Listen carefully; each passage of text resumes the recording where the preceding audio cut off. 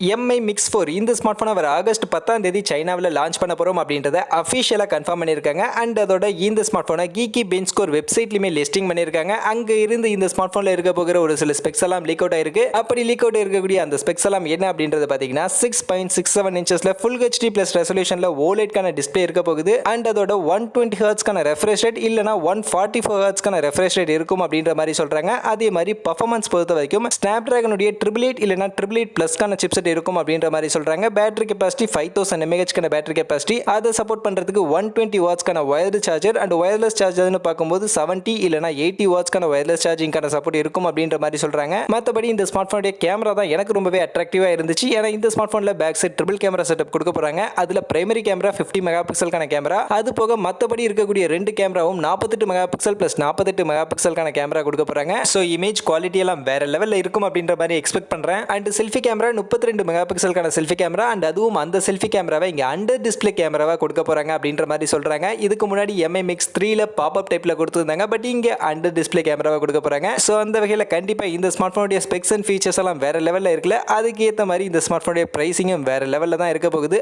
above 60k அப்படின்ற மாதிரி இப்போதைக்கு சொல்லிட்டு இருக்காங்க.